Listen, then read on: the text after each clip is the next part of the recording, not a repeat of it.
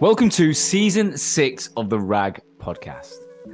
Now, for those of you who don't know, the RAG stands for Recruitment Agency Growth, and this show has been around since early 2019. And every week, we are obsessed with finding out how the world's most successful and innovative recruitment agencies and their founders have got to where they are today.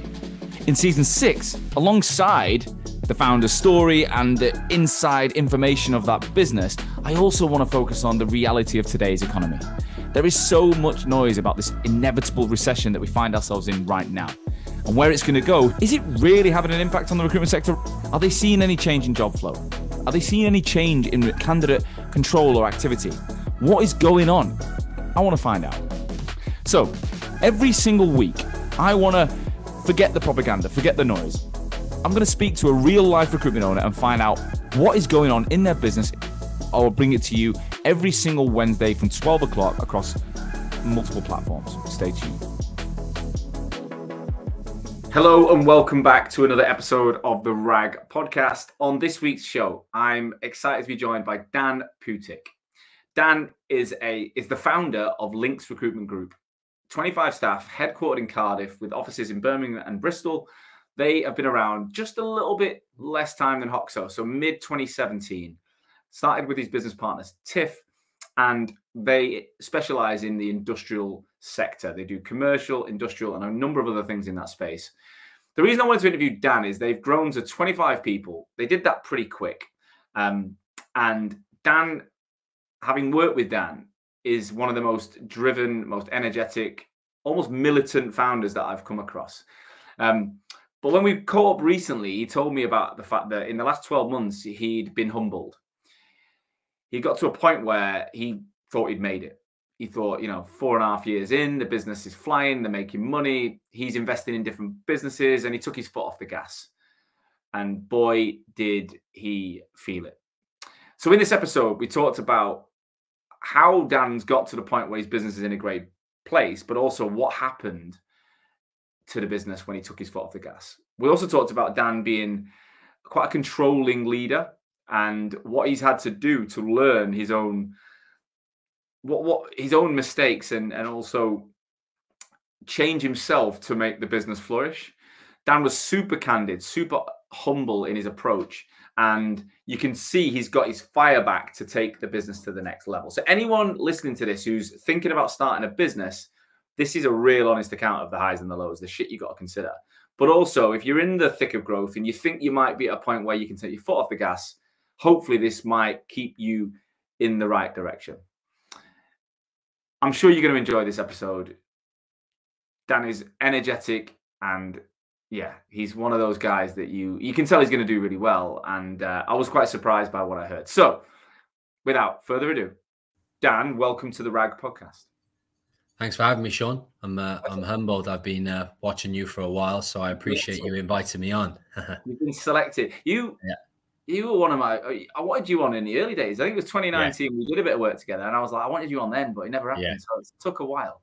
Yeah, it did. Yeah, it did. I think we went dark on each other for a little while. I'd say. A busy guy. I'd say you're a really busy guy. I've never known many people who is as busy as you. But we got you. We finally got you for the next hour. Let's make the most of it. So Dan, absolutely. I've done you an intro. I never do it justice. For anyone who's listening who doesn't know you, do us a favor. Give us the bird's eye view of you in the business today. How many people, locations, that kind of stuff. And then we'll go back and tell the story. Yeah, of course. So LINKS Recruitment Group, which is let's say my main focus. We've got 25 people at this moment in time. Some aggressive growth plans for this year, which we can go into later on in the podcast. We've got 3 locations at the moment. Cardiff being home, that's the central hub, and then we've got Birmingham and Bristol. Then so that looks after West Midlands, and then we've got the Bristol office then that looks after the Southwest. Our central hub Cardiff predominantly looks after South Wales, but does also support UK wide because that's where all the back office marketing and so on exists. It's been an amazing time for us in terms of growth and where we are. We've got some great people within the business right now, and it's been going really well, but it's a challenge right now in terms of where we are at the moment. Are we absolutely smashing it, for want of a better phrase? No. Were we? Yes. So I'm in a completely different place right now, because had we have had this call last year, I'd have said to you that I am killing it, and I'm doing really, really well. Yeah. And I'm looking to expand my horizons, not only in the recruitment group, but I now want to become a property mogul, and I'm going to go and buy land and build houses on, because we were doing really, really well. The team were paid handsomely. Everybody was living the dream. And I think COVID was good to us. That was during the COVID time. Oh, so yeah. I, as an individual, got caught up in, this is life now. This is me. I've made it. I know I've got friends and people seeing what's going on. And you know, as soon as I'm quite private on social media, but friends know that we've got a decent business and it's been successful. And, you know, at that time, you know, you start to maybe buy different things or go to different places. And then you get everyone saying, oh, multi-millionaire, you're smashing it. Oh my God, you've killed it. And at that time, nowhere near that, you know, nowhere near that, smoke and mirrors, but we were doing well as a business, and I felt good. And I felt like financial freedom is there. I can see it, lights at the end of the tunnel. If it stays like this now, 10 years time, I'm done. I'm good to go. And I think COVID finished then, and the recession is set in now. And I can talk you through in more detail, but we've had a wake-up call. I've had a wake-up call personally as an individual. And I'm happy to take people on that journey, really, as we go through. Dan, that is an amazing way to start the show. I think it's the most humble, honest account of reality that I've had on the show in 3 and 4 years. What just before we get into it, just describe or remind us the industries you serve. So LINKS Recruitment Group, what do you actually do? What's the industry? So our predominant industries are industrial, manufacturing, logistics, and commercial. There are three fields. We are industrial biased as a business, and we are temp biased also. So 80% of what we do is temp. It's in my bloodline. It's what I've been doing for 15 years. It's not it's not super sexy, high profitable stuff, but it's what I know, and I like to do what I feel like I'm educated in. So that's mainly what we do. Industrial exists, you know, your warehouse operatives, your parcel sorters, your pickers packers, your FLTs, your production operatives, your high volume 60, 70 people in one location, or 30, 40 people across 8, 9 locations. And then in terms of commercial opportunities, then we do your call center, your intakes, your 30, 40 people at large, recognizable banking institutions. And then from a logistics point of view, then we supply clients all over the UK across those sectors, in truth, as far as Scotland, London, Manchester, Bristol, Birmingham. And we do those seamlessly, no matter which branch that's from, in essence. And logistics wise, we do HGV drivers, class 1, 2, 7.5 van. That's on volume and scale as well, because of my background, which we can start from the beginning shortly.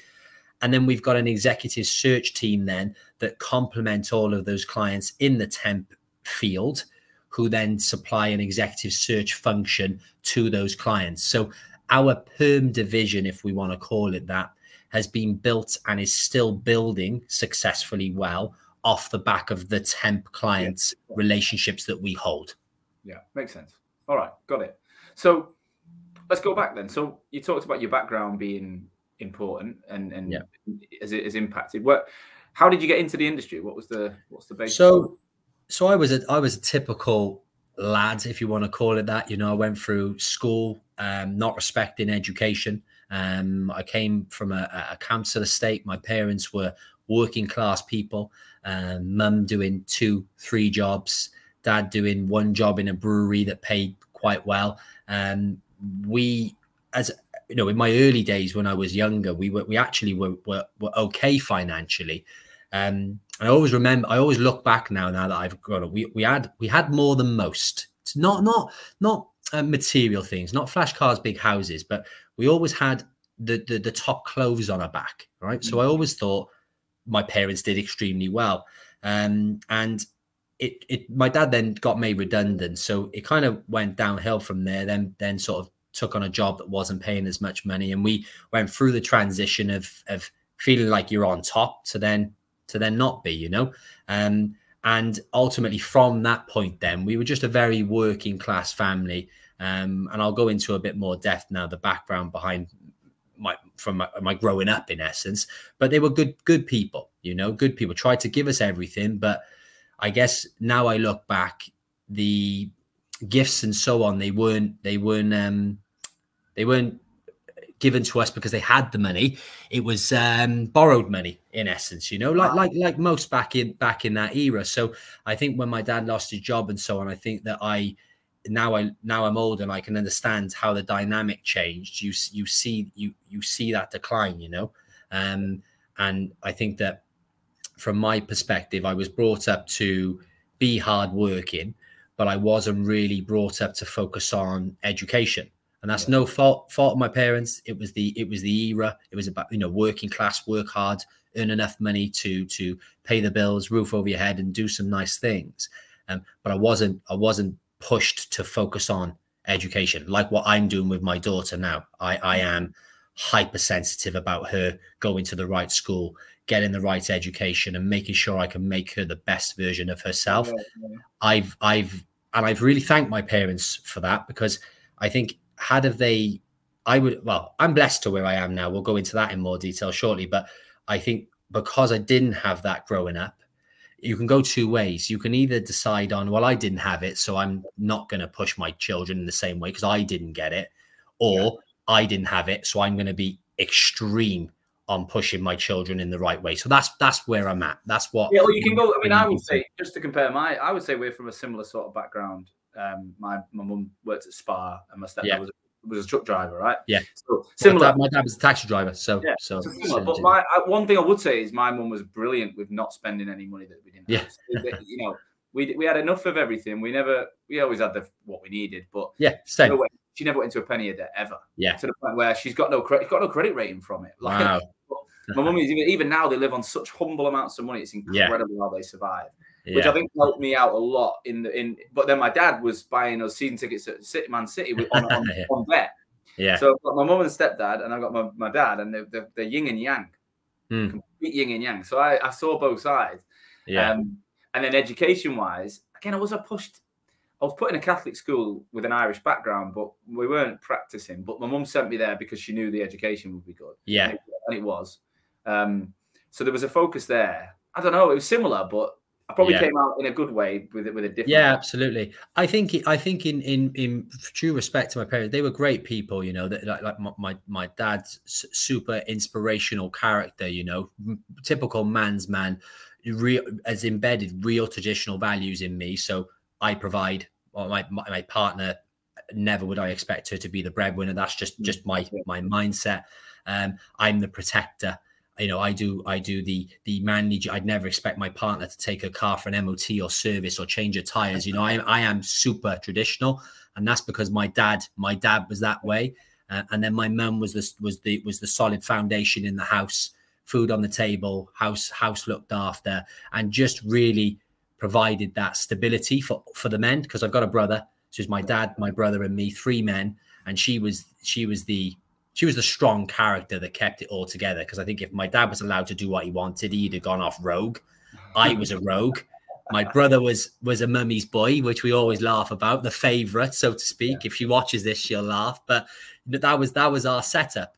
But really, really good people. You know, always had my back. Always protected us in the right way. But we had, like you said, we had just enough to live. How did you get into recruitment then? Was it?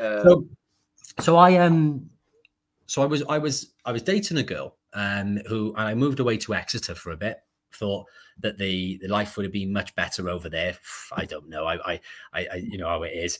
And I then came back to, so we split up. I came back to Cardiff, and I was living at home with my parents. I was about 20, 21. Real diamond in the rough I was, if I'm going to be completely honest. So I think I had the right attitude, but I had this sort of do what I want mentality. You know, I'm going to do well no matter what. I'm just waiting for the universe to give it to me, which is ridiculous. So anyway, I knew somebody who owned a recruitment company. They'd been going a couple of years, small independent, but you know, doing well, and it certainly sort of changed. The MD at the time looked like he changed his life from what he'd been doing to that.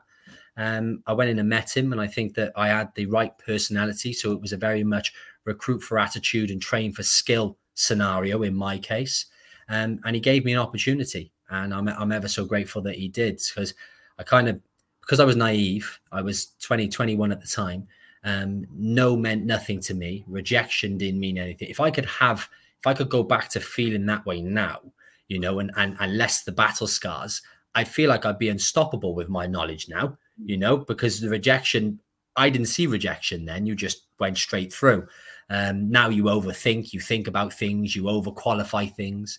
And yet he gave me an opportunity. So I worked with them for about 3 years, and it was a really good 3 years. But naturally then I started to evolve and thought, oh, I know my craft here.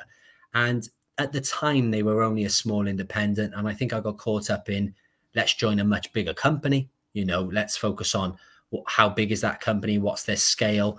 What does that mean for my career and future progression? And then I moved on to a company then. Can we name names, Sean? Yeah. Okay.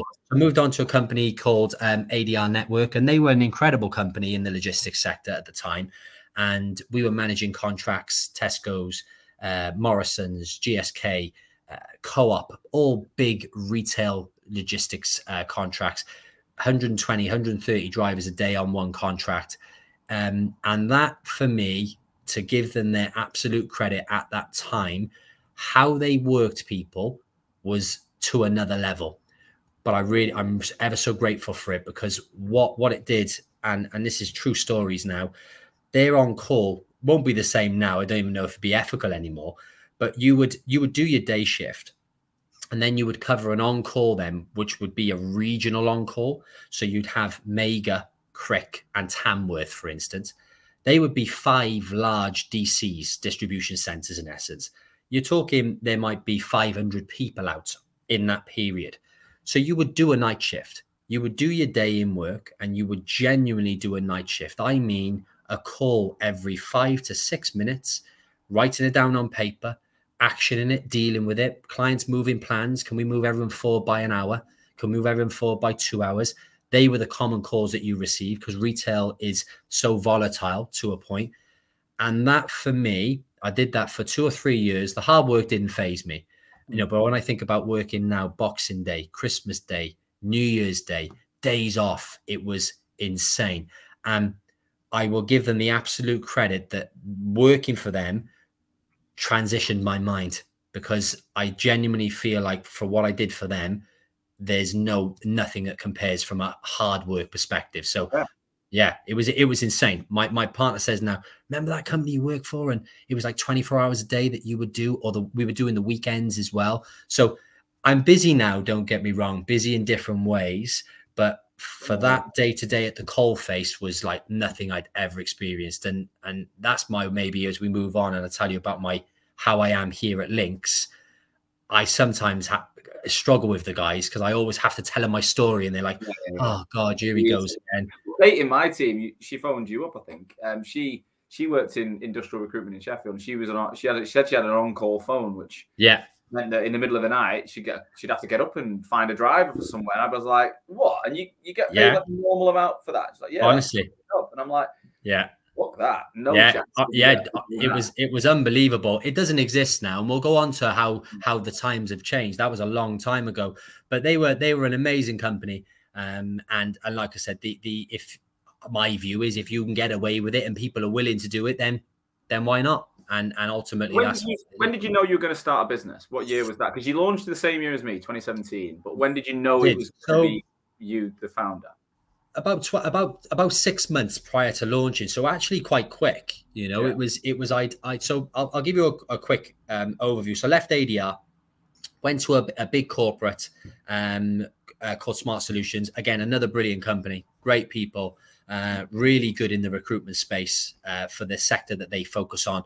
And again, they really helped me. So ADR helped me refine the hard work ethic behind what you had to give to the industry to be rewarded. That was great. They didn't really challenge me technically, because they didn't have anything to challenge me technically on, because I had a role, I stayed in my lane, and that's what I had to do. joining Smart allowed me to challenge myself technically, allowed me to assume more of a managerial role, which then thought, I like this and this is where I want to be. So I then went full circle, just briefly, back to the first company I ever worked for. And I went back to that company as a director. And then I think 6 months in then, Sean, I think I realized that I wanted to do things differently. And I wanted to, the world was really becoming technological then. So I wanted to utilize that tech in the recruitment space. But the company I was with at the time weren't really on board with that. It took investment. It took time. It was new. So no one really knew what they were doing. But I just knew that I wanted to try and create a more automated, efficient recruitment model and something fun and sexy to work with, because recruitment was becoming a bit boring at the time. And I wanted to start my own thing with my business partner at the time, or still at the time, sorry, to create something that was unique and slightly different, which we can go into our model in a bit more detail, because I'm sure we all say the same, we're unique. And the first question is, why are you unique? Yeah, no, what's different? So yeah, launched Links in August 2017, right? Yeah, so we did, yeah. Was it you and Tiff that launched? Me and Tiffany, yeah. So we're still business partners now. You worked together before at the previous We place. did, yeah. So I'll tell you the funny story, really. So there was I sat in my office in the company I was with at the time, and Tiff came in, and Tiff is a fantastic salesperson. She is amazing at the fluffy stuff. So I am very operational, very, very systems driven. I'm just a big geek, basically. That's who I am. Tiff is the salesperson. She really nurtures relationships and can grow strong relationships with people. So there was a real strength and weaknesses, like a yin and yang, if you want to call it that. We sat down and we kind of struck up a nice friendship, you know, a good professional friendship. And I said, thinking of doing this on my own. And I don't know why. I just kind of threw it out there. Maybe I wanted somebody to say, I think you'd be great at that, Dan. I think that's you. You need to do it. I just needed the confidence at the time. And she said, I would really like to do it on my own as well. And I said, oh, would you like to do it? Would you like to do it on together? And she said, yeah, we would. And that is genuinely how it was born. We didn't really know each other very well. Didn't know her personally. We don't do much personally now, if I'm honest, very, very business related. And that's how it was born. We just kind of took trust in one another, saw something and gave it a go. Love it. So take us back to the start then. How did you come up with the name? So Tiff came up with the name, came up with Links. We were just bouncing ideas off. There's a few links recruitment banging about, isn't there? Yeah, there is. Yeah. So I don't know if whether she would tell me the secret, whether or not she copyrighted it and hoped that we wouldn't find out. I don't know. I'll have to ask her that, maybe under a different umbrella. But yeah, Links Recruitment Group in essence was born out of linking people together, being the link between you and a candidate. So it had some thought behind it, some substance. But we liked it. We liked the way it looked. Wrote it down and so on. Did a brand exercise. Got a third party to brand the business, and that's really important, I think. And we'll have some laughs momentarily when I tell you about how I am with brands, because if you've followed us over the 5 years, you'll say they are changing their brand like every 6 months. That's how it feels, right? So I am ridiculous with the brands. Not Tiff, it's me. So I do apologize to everybody out there. That you can never know who we truly are. But in essence, I always recommend that you go to a real qualified third party to have your brand done. Don't try and create it yourself. It's a small cost for, you're going to pay £1,000, £1,500 for someone to do your brand, but it's the face of your business, basically. So I would always say to people, if you can get the money together, don't skimp on that, because we did in the beginning, in truth. In the early days. A lot of people like, absolutely. We designed the first Hoxo logo, like me and the non-design, and then we got it done. And we're like, yeah, we're actually going through a rebrand. So we've evolved into a branding agency now. We weren't even that when we started with you. No.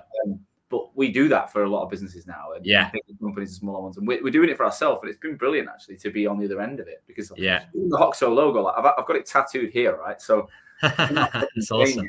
But they've designed a new version that's going to be going live, and it's a slight evolution. How many times have you rebranded, out of curiosity, since 2017? Once. This is it. Oh, once. Oh, okay. That's embarrassing for me. I say we've changed the website 4 times. We've Yeah, changed same. the strap line and the product itself of what we offer. I mean, what we did with you in 2019, we don't do any of that anymore. Like, we're a completely different company, but the logo and the like color schemes have always been the same. That's what's going to change a bit. So, but yeah, if you're looking at like the actual brand from a messaging, I mean, we're worlds apart every 6 months, really, but we've really hit it now. So you launched with Tiff. Take us back to day one. Where were you based? So day one was IKEA desks, putting them together, I remember, and I'm terrible at those sort of things. So we had a garage-sized office with a window that looked upon a brick wall. Nice. Yeah, it was lovely, but the window opened, so we felt like we were winning, and it was a small office within a larger building in essence. Sean, I'm going to be honest with you, they were probably some of the happiest times. I bet. Yeah, really was. Me and Tiff always talk about the early days. I had my car branded. I had the LINKS logo on my car. I had a small white BMW 1 Series, and I was living the dream. Everything was branded. My shirt was branded. My jacket was branded. Just everything was branded. My car. I was so proud of the brand. Still am, but just in a different way now. Just thinking about things differently. But yeah, so we had a small garage style office, and it was genuinely me and Tiff doing a 360 role. Pen and paper was our CRM to begin with, which is crazy. I started the company to try and become innovative and utilize tech to be advanced. And we had pen and paper to begin with. And I don't recommend that. No. Then we evolved to using Excel. And then Excel then turned into Google Sheets and so on. So, but we are in a completely different space now. And that for me, it was the most exciting and fun time because it is true hunger, right? So I had left the job, paying good money, was stable, had a bit of savings, nothing too long, maybe 3 months to survive, but had a young family. Young daughter at that time. Yeah, young daughter, mortgage to pay, bills to pay, and I was the provider, so I put that pressure on my shoulders. So it was genuinely a survival. Yeah, absolutely. What did she say when you said you were going to quit the job and do it? My partner's not a risk taker, right? So it's been horrific her being with me because I've got 4 businesses now, and and I'm still looking to focus on more. So it's been really tough for her because I think she trusts me now. I think she at the beginning she's saying, "Oh Christ, bloody hell, he's trying to conquer the world. He ain't got a clue what he's doing, and he's coming out with all these weird and wonderful ideas, and nothing's really coming of it." So anyway, she was a bit dubious about the LINKS recruitment startup, I think, purely because I was on good money. We had a good life, but it's not just about material things or money. It was about the freedom for me to be what I thought I could be, in essence, So she understands now, but in the beginning, she didn't understand so much. Oh, bless her. Yeah. So you've got to deal with that at home, which is not easy. No. Like, how old was your daughter at the time you started? So my daughter, so the business is nearly 6 years old. So she would have been 4 or 5. And I've been, extremely lucky, right? My partner had brought my daughter up single-handedly, I'd say. And that sounds like I've never was home. The difficulty was when I was at home, I wasn't at home.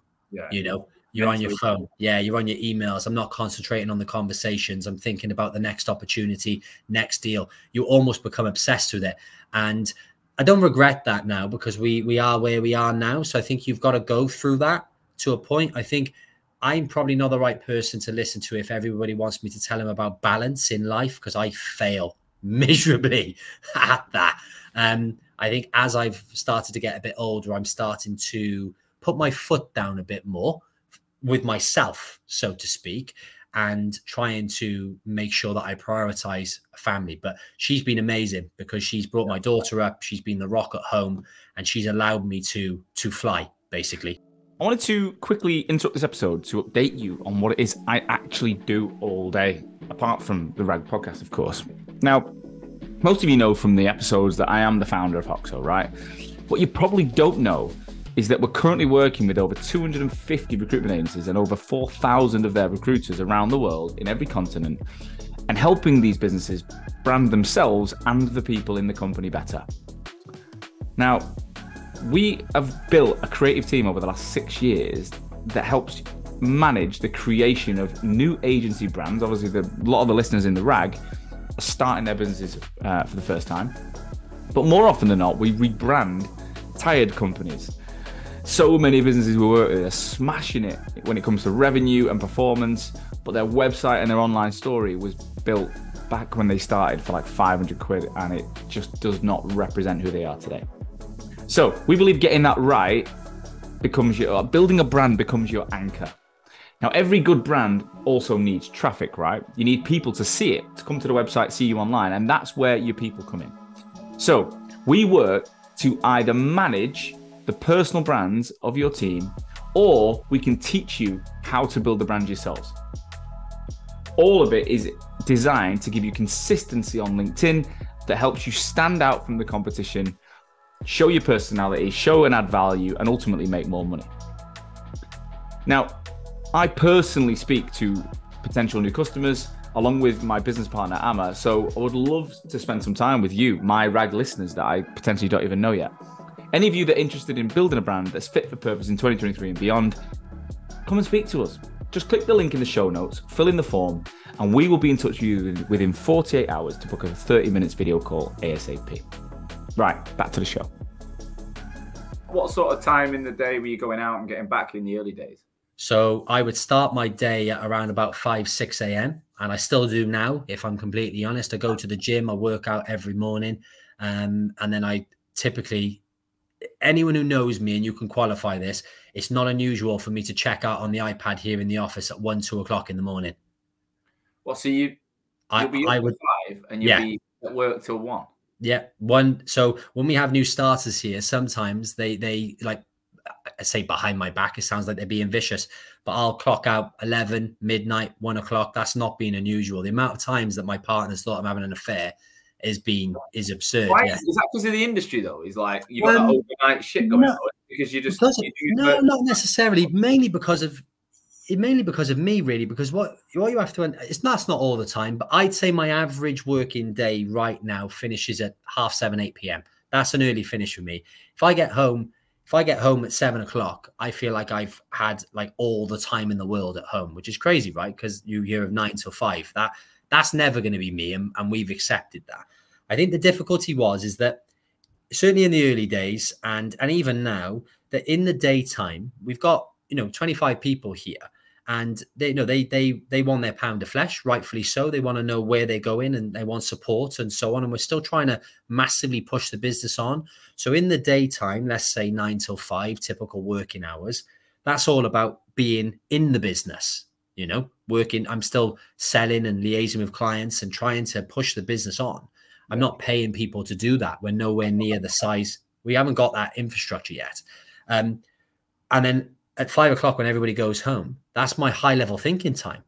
That's the time when I put a new process in place, or I look at the system that we want to bring in, or I look at reports and analyze data to see where we are. I can't do that between 12 and 5 because I'm at the coalface.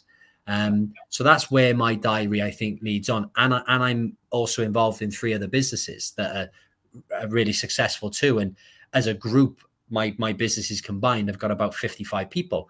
So, they all want the same thing in essence, and I've got fellow business partners in different sectors and different fields and other clients. So yeah, there's a lot. I do one business 9 till 5, and then another business 5 till 8, and then another business from 8 till 11, should we say.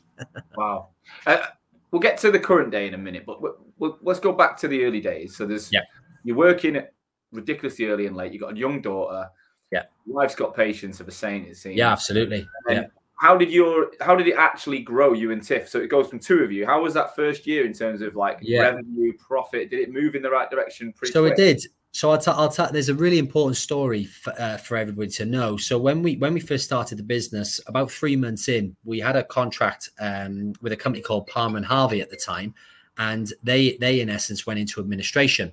For whoever knows them, they were a sweet and confectionery company, right? Quite a big company. It was all in the news and so on.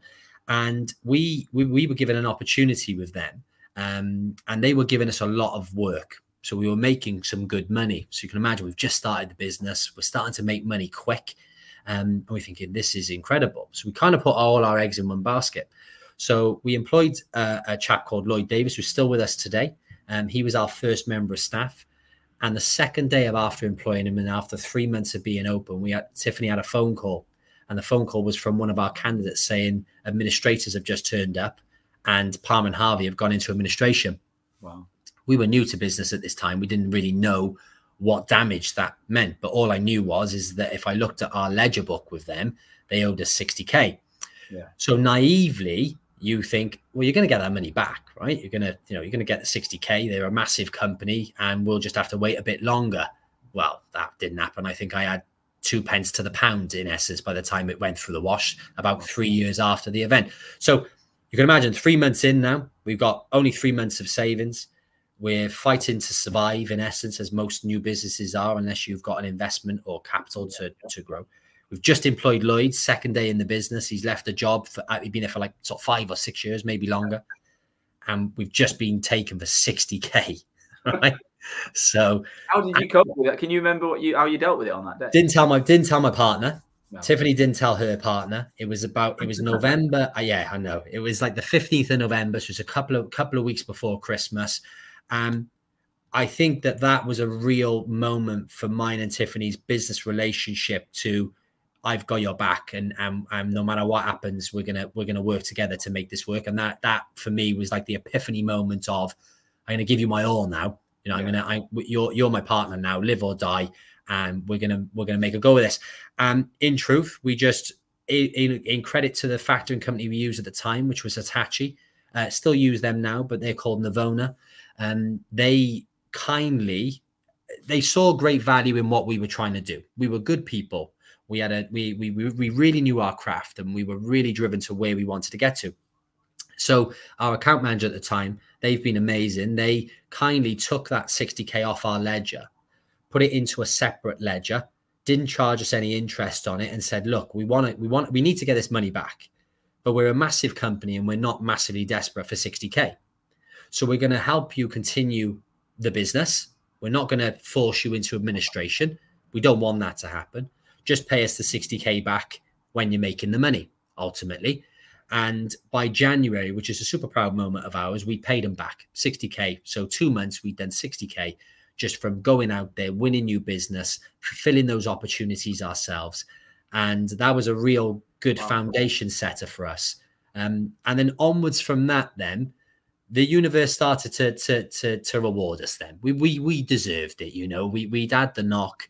You tried to stop us. We've shown that we're resilient and that our model can withstand that knock in the early days, and we just progressed from there. And I think then we took on an office that was too big for us after that point. So it was way too big for us. It was a 15-person office, and there was 3 of us. So is that a symbol though that we're going to grow? Is that like, yeah, absolutely. So there's times when you've got to overexert yourself to a point, you know, not foolishly, but I think we didn't want to grow slowly, and we didn't want to go from a 2-person office, 3-person office to 5 to 8 to 10 to 15. We wanted to get an office that we aspired to grow into.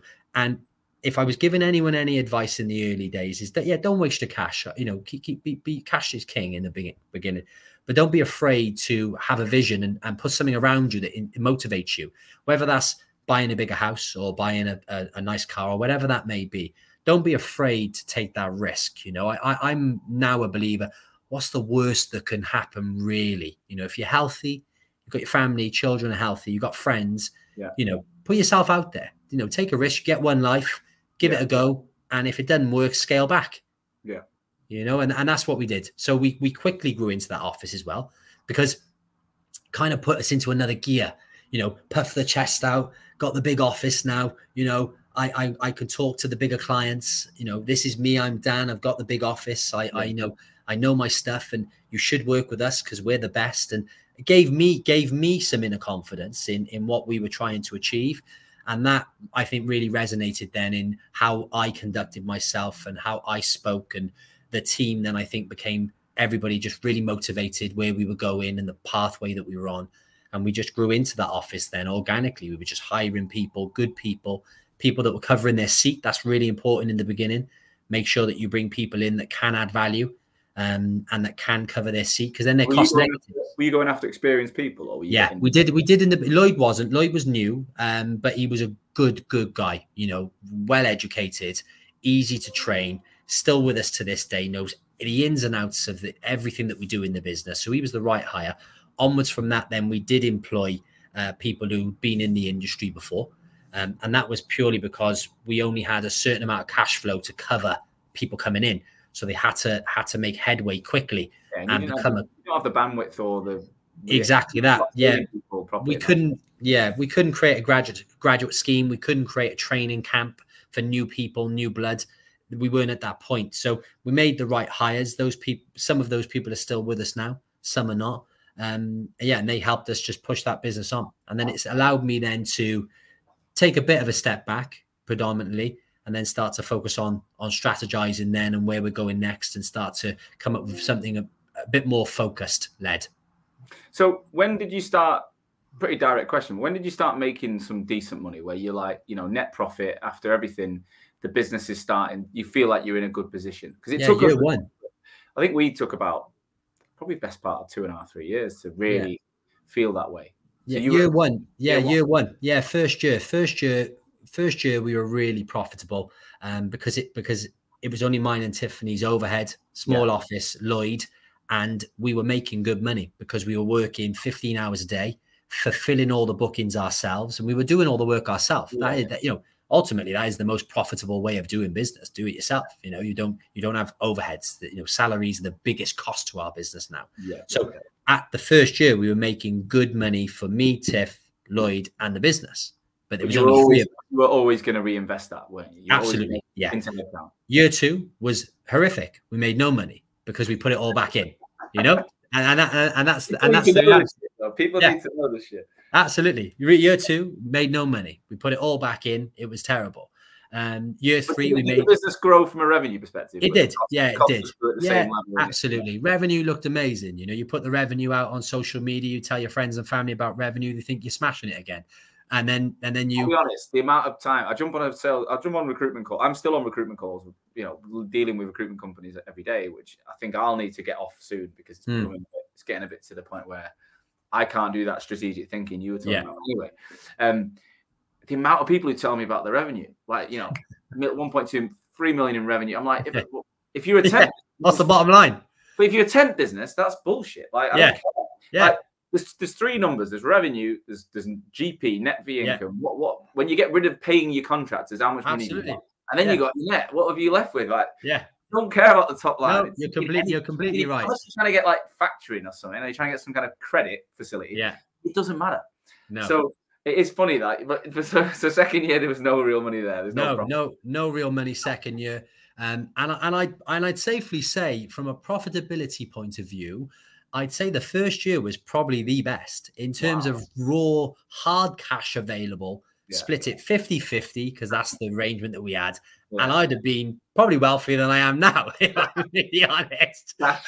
Which, I don't want to really talk about this too much, to tell the truth, because I feel like I'm going to be a bit depressed. But you know, scale comes with more money out the door, right? That's the reality of it. You've got our wage bill is crazy steep. You know, it's big. We pay good money. And you've just got to get over that. But you do have to keep, and we've always kept a close eye on the bottom line because it is super important. We have been profitable other than year two. That was my fault though, in all fairness. Other than year two, we've been profitable each year. Well, that's a good point. What did you do wrong? If you look back now, it wasn't necessarily wrong. I just got super overexcited with having that cash and reinvesting. But where we are today with the systems that we use and the processes that we have because of the reinvestment. So we just made a decision. Year one, we made some good money. Is this a lifestyle? And it was that you have two conversations with yourself. Tiff, are you happy with the lifestyle business? Should we keep it as me and you with Lloyd and maybe one other? And we have a lifestyle business and we do this and we'll earn good money. Right? Are you happy with that? No, we want to be a £30 million company. And we want to have 50 people and we want to be an employer of choice. And that was the conversation that was reciprocated between us both. So we then reinvested because the reinvestment, we needed to reinvest to put us into the league of others to be able to secure the opportunities that we felt that we needed to get us to that point. So then you start putting money in, you start investing in solutions, technology, all the rest of it. Your profits basically non-existent. When did that start to peak back up again, and how? In terms of the reinvestment happened quite quickly after the first year. I'd say that the profits then started to peak then about 6 months later, by the time you come up with a strategy and how those processes are going to work. And sales is a cycle anyway. So you don't get too many super quick wins, certainly bigger, fruitful contracts. They do take some time. But we've always, in all fairness, Sean, one of our accolades, we've always turned things around quite quickly. We've never been a company that's invested and then not really pushed that investment through. Every investment we've made has benefited the company and has quickly benefited it as well. That's the beauty of recruitment. You can make changes that you can quickly see a reward. And that's what I do love about the industry as well. And I think that we've always turned things into a profitable situation quite quickly. We've never, touch wood at the moment, had any hairy moments other than the point that we had 3 months in where we lost that 60K. So when it comes to the business growing after that second year, and it's a bit more stability in we're not investing everything all the time, we're actually building. Well, how does your role evolve? Because you mentioned you're more operational, but in the early days you were meeting every client, you're on it all day. Absolutely. How is your role starting to evolve as you get to like the 10, 15 people mark? What changes? So I had a comment. So we're just about to do a big marketing piece with a company, and they came in the other day to interview me on that. And I like to be authentic. I just say it how it is and be completely honest about the journey. And it's funny you should ask about how the role has evolved. So I was saying to them that in the early days, I was almost Hitler-esque in my approach, right? And that wasn't because I'm a bad person. I just believed that the business had to be perfect. We couldn't make a mistake. We couldn't send an email out with a grammatical error. Everything had to be perfect. And it was, I think about my guys now, bless them, who are still with me. And I just think, Jesus Christ, I was full on. I was the guy who, when an email came through, I would quickly forward it on and saying, is this being dealt with? Has this been dealt with? When they'd had the email and they were capable individuals, and I was cross-checking their work 8, 9 o'clock at night. Has this been done? Has this been done? Has this been done? And I look back now, and I think that my role, I think I've evolved. I think that if we think about the role, I'd say I was very cold-faced, meeting clients, recruiting candidates, going to candidates' houses, registering my car, dropping in PPE at 6 o'clock in the morning. I've done all that. I've genuinely earned my stripes. The team know that. I think the reason why we've grown now and we've got great people is because I have realized that you have to empower others to allow them to spread their wings, because you're paying them to be good people. And in the early days, I clipped the wings of a lot of our guys. It's probably something that I'll be truthful about. I was so obsessed because the business was me, my reputation. I was LINKS, and that was wrong. And I looked at it all the wrong way. And that's really good advice for every business owner, because when you own something, you have this almost crazy love for it, like a child, right? Yeah, I can't describe it. Like, it's, and I've really strange. I've done the same thing. Yeah, 100, without a doubt, I've done the same thing. Yeah, and what are we, 6 years in now? Same. And it's I'm not even in my agency anymore. So the business that manages accounts, I don't go anywhere near it. Like, they don't want me to, like, get out. Sort of. Like, so, honestly, Amma kicked me out in 2021. It's like, oh, you're not so I've fucking gone out of that. And then even my coaching program, which I'm living and breathing, I'm now at the point where I'm like, this ain't going to go any further. Like, we're at a great point. We're growing ridiculously, but I know I'm the limitation now. So it's like, how do I pull myself out and evolve? Of course.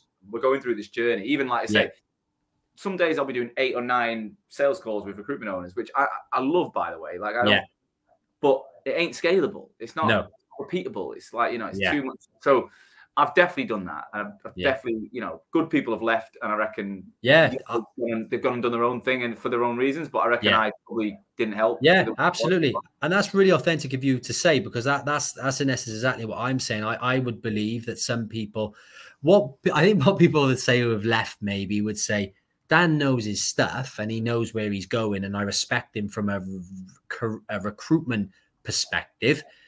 Is he a bit tough at times? Yeah, maybe he is. Was it a problem that I made a grammar error in my email and he seemed extremely upset about that? I think it's a bit ridiculous. And I think for me, that sounds absurd. I think it was just I was hypersensitive over any mistake. You've got a high expectation that scared of losing the client as well. Yeah. Scared of, you know, we've won that client. We've locked that client in. It's a saturated market. If we're making mistakes, clients are going to see that. I just overthought everything. And you're right that I think if I continued like that, there was never going to be any scalability. And what I will say to people is stop doing that, because when you empower other people to be good, if not better at things, it's amazing to see. I love it now. Some of the guys here know much more than me now in certain things. I hate it because I'm competitive and I want to know it all, but I'm also a businessman. And I also understand that by having people who are in the business, it's a famous saying, who are better than you is how you're going to achieve great success, because you can't do it on your own. So talk us through that journey then. So you've identified, first thing, you've got to be aware of it, which sounds like you were. What did you then do to pull yourself away and stop being so controlling, maybe less on the tools? What have you actually done as a journey there? So I think there's a few simple things to do. So every business has what you call group emails, so to speak. So you'll have 40 group emails in a recruitment business for every client and so on, and payroll. And I was on every single one of those. Right. So I would put my 2 pence in on everything that went wrong, because I felt like I remember being on all them. Yeah, exactly. There we go. So we're talking about a simple solution here. Come off them. Yeah. If you're paying your back office people to run finance, and you've got a finance manager with 2 finance administrators who are really capable people, why are you on the email? Why aren't you saying to those individuals, if something goes wrong that you can't deal with, I'm here to support you. I'm down the corridor. Give me a call, send me a Slack, whatever you need. I'm here. We've literally been working on escalation. What is it? What warrants escalation? Like, why am I in that chat? And when I mean, it's exactly that. And it was a simple transition, really, that I was on every single email.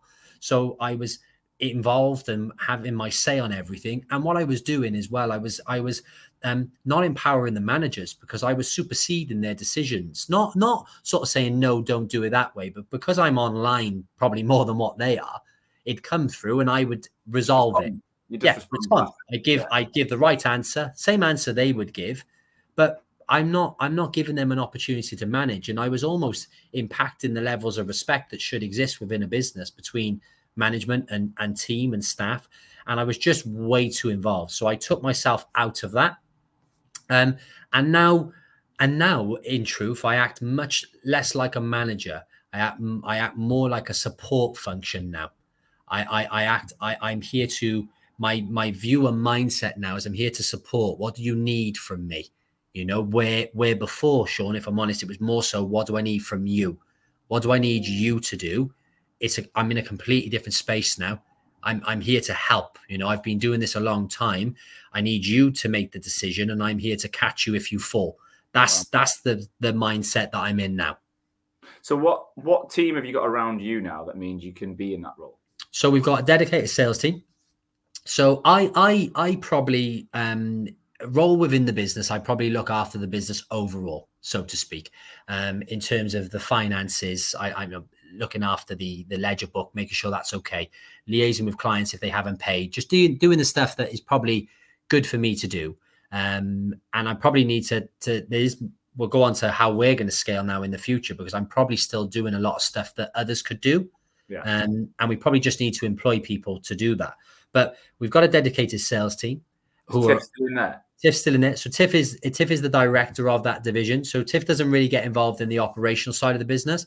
Her strength is sales. We focus on that, you know, and that's what she's always done. And she's awesome at that. And she'll stay there forever, you know, as long as Links exists. She's got a team around her now, great people as well, experienced, solid, which we've worked hard to achieve. It's been turbulent, don't get me wrong. And good salespeople are hard to find, especially in the recruitment space. And then we've got a dedicated back office team, dedicated marketing team. We've got our operational consultants then as well. And then we've got our managers in place then for each of their teams in essence. So the structure's there now. You know, could I go away for 6 months and the business would continue? Yeah, it absolutely would. Would I want to do that? No, absolutely not. But I'm now proud that. How long did you say it's taken to go from you're on every email, you're controlling everything? To 4 years. Fucking hell, that is a while. 4 years, long time. Yeah, that was my fault. I stayed on it way too long. Was trying to do too much. And so let's go back to I want to get like 4 or 5 things. You get out the email. Yeah. That was the first one. Yeah. What other little practical things have we got then that you can do to choose what is important, right? What can you change? If an email is sent out and it doesn't look how you would have expected it to look, is it a major problem? Has it offended anybody? No, probably not. Well, leave it alone then. Just leave it. If you're not in the email, you're not going to know anyway. So no, exactly. Fuck out the email. Yeah, then exactly that. Yeah. You have to. Is it a recruitment game then? What are you doing to ensure that you're moving up the tree? I think in terms of how I think I'm just allowing the guys to flourish and make their own decisions and making clear. I think communication is key. So I think what we've done is we've set out the stall. So we've set out now that I'm not the final decision maker, because everybody you're the owner. So you'll always make the final decision. No, I won't. That's not how this should work. Yeah. Your manager is there to make that decision. If they make the wrong decision, then I'll support the manager. And we've created, not that I want to be distant from the guys, but we've created the separation, you know, and that's been really important. Now the guys, the consultants don't knock on my door to ask me something they could ask their manager because they feel like they need to ask Dan.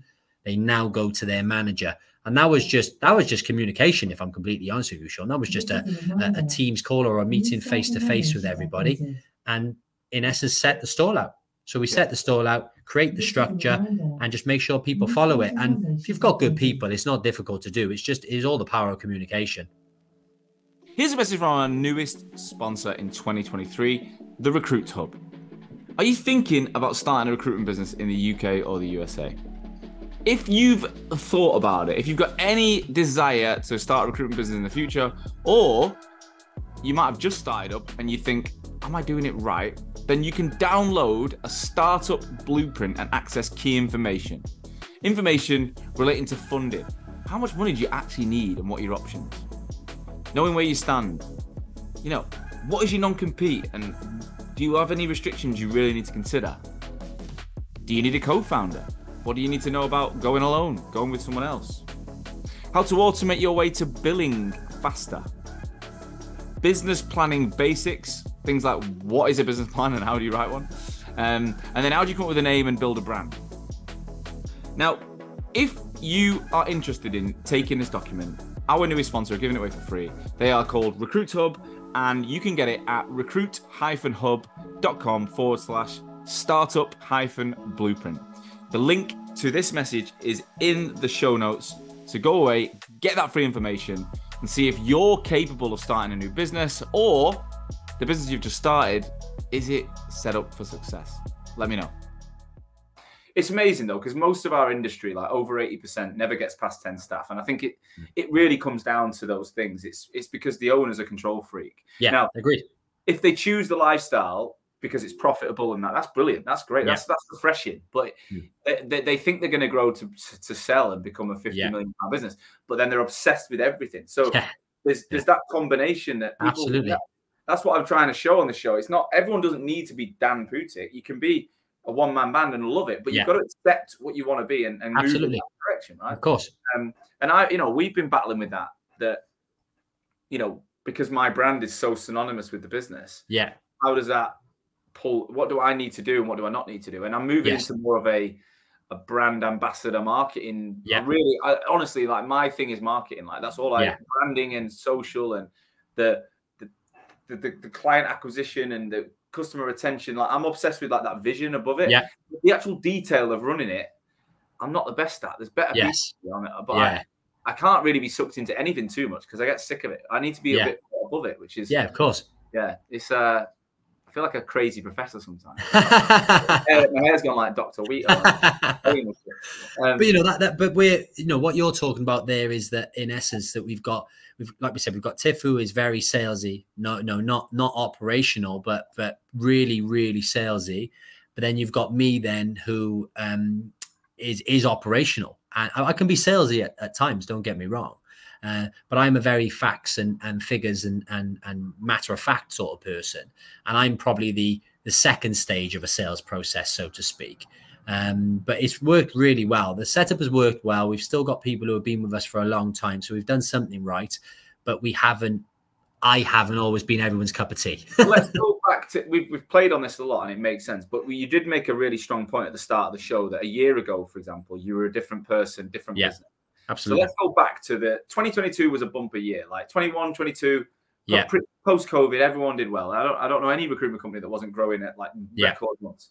So what impact did that have on you personally that made you feel perhaps, or what happened that you look back and think, I had a chip on my shoulder, I took my foot off the gas? Like, talk us through that process. Yeah, so foot off the gas, that is the word for it, really. If I was being completely honest, so COVID came, we had 2 or 3 really lucrative contracts. They were going great, earning good profit, and we thought, this is amazing. Then they continued on a bit longer than we'd expected, and we just became complacent. The whole company did, though. I allowed that. We'd stopped focusing on sales. We'd lost a couple of salespeople and we probably lost them because we weren't really pushing the sales. So we were profitable. So I was thinking, oh God, well, I'm going to take a little bit more time off. I'm going to go into the office late, and I can relax a bit because the money is flowing in. Go to the gym a bit later. Yeah, absolutely. Yeah, you know, it was. I just relaxed a bit, Sean, to be completely honest, and didn't lose my fire. But like I said, I was involved in some other business ventures as well, and so on, and I was investing a bit of time in those. And I thought, well, the recruitment company is smashing it, and that's taking care of itself, and that's awesome. And I'll leave them to it. Great, I'll focus on something else. And we were really blind, naive, and arrogant to those contracts weren't going to last forever, and I knew that. I just got caught up in money each week, looked good, bank was healthy, no debt. Great, this is amazing. And in my mind, I thought, oh, well, I'll worry about, you know, when they go afterwards because we'll stockpile. Luckily, what we didn't do, so we got complacent, took our foot off the gas. Tiff was on her own in the sales team. We've now got 6. So you can really see how lack of respect we gave to the sales strategies. We left Tiff on her own. You're all sat feeding off the client base, thinking absolutely, forever, but... yeah, exactly that. You know, the consultants fed off the client base. I fed off the client base. Tiff was just doing sales now and then, cherry picking good contracts. You know, we became completely disillusioned with it might not be there tomorrow. And then the worst thing happened. All those contracts ended at the same time, there or thereabouts. But luckily, I'll say about us is that we weren't too far down the black hole to see what we needed to do. And then the famous saying of we had the rocket up our arse is the best way to put it. You know, we had a right kick up the arse, a real humbling moment of we dropped the ball here. What actually, like, so obviously contracts leave. Was it like a serious drop in revenue? Yeah, well, revenue. We spoke revenue irrelevant, profit, bottom line. You know, our overheads per month are X, and I'm now looking at where we're now having to cover 50% of that with the money that we've got, capital that's in the bank. Oh, you don't want to be exactly. So we've had an amazing COVID. We're all championing. This is fantastic. Luckily, we stockpiled, so we'd already made all of our investments. Yeah. So the money that came in was profit in essence. So we stockpiled. We were in a good place. We've always said we have to have 6 months worth of capital. It's not realistic in the beginning, but when you can, we always focused on 6 months capital in the bank, close the doors, and be able to sustain having no business at all. We've always championed that, and we're at that point, and we've been there for quite a while, and we always will be. We never go below that point. So that was scary for us then, because obviously those contracts finished, and we sat there. Then we obviously had the rocket up our arse. Then we started to analyze the data properly and look at where we are, which we hadn't been doing because I was off sunning myself somewhere drinking pina colada. And ultimately then it was, oh shit, we've forgotten where we came from. We weren't running around living a lavish lifestyle. We'd just forgotten that you've got to keep going and you've got to keep your foot on the gas, and we stunted our growth. I'd say for the last year at least, we probably could have been in a bigger position if we'd done marketing, if we'd invested in the sales team, if we'd had a proper strategy. We've lost a year, Sean, if I'm honest, because we were happy with where we got to from a profit point of view. You know, we progressed personally. The business we'd created a state-of-the-art HQ in South Wales. Same in Bristol and in the Midlands. We'd spent a lot of money on it. Didn't really impact us financially either. So we thought, bloody hell, you know, we're doing all this. We're doing the office. The office is amazing. And we were still making good money.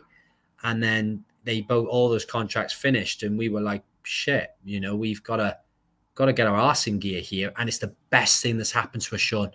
The best thing. I don't recommend it. You know, don't do it willy-nilly. But for me as a person, it's been amazing because I have been 5 years in business, working 15, 16 hours a day. And I'll admit, I became complacent and I lost my fire and I lost a bit of drive. And I wasn't what I was when we first set up that office in 2017. I'm back now because we've had a scary moment. So do you think, because what you said before, could you leave and the business would be okay for 6 months? Yeah. Yeah. But the truth is, they're probably not at that level. They're not at that level either yet. That they still need you driving. They still need absolutely. Yeah. There'll be a point where someone else will take over and you will run. But yeah, we're only 5 years old, to be honest. So I think that having a version of me, you know, to feel the same way I do about the brand and the business is maybe unrealistic 5 years. And I think that as we scale the business now, we've got to look to the marketplace and look at employing people who can pick that mantle up. We've got a couple of people here that I think in a few years' time could. But then we need to get to a point of profitability, security to allow me to then really let them step in, you know, and we're not at that point now. We're in a growth phase. We need more clients. We have to bolster our client portfolio. And we are now, I've been transparent on the call. We've got some costs to cover. You know, we are clawing it back. In all fairness, we are doing really well because we've got an amazing sales team now. You know, imagine we've gone from having TIFF to 6. So you can imagine how the energy feels in the office now. It's chaos, but organized and fun chaos. We've got an amazing marketing strategy now that's been supported by a big marketing campaign. We've created new systems. We're still using HubSpot thanks to you guys. And we are safely, I'd say, experts. We're using the sequencing on there. And that has been revolutionary. I can't champion HubSpot enough. And we are kicking on big time. We have an amazing brand. We're super innovative as a company. You know, we're doing our client locations are geofenced for our candidates to check in and check out. We have abolished timesheets. Everything is digital. We don't do anything pen to paper at all. We're using tools like Monday.com to control our whole recruitment process.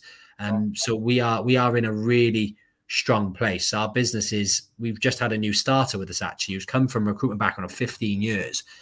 And she's like, I've never seen anything like it. The innovation and the stuff that you use is just insane. And she's almost scared of it. Because you're not 100% on the tools. If you were 100% in sales all day, it wouldn't be possible. You need someone looking at the business. Yeah. I'm like sort of the chief tech officer.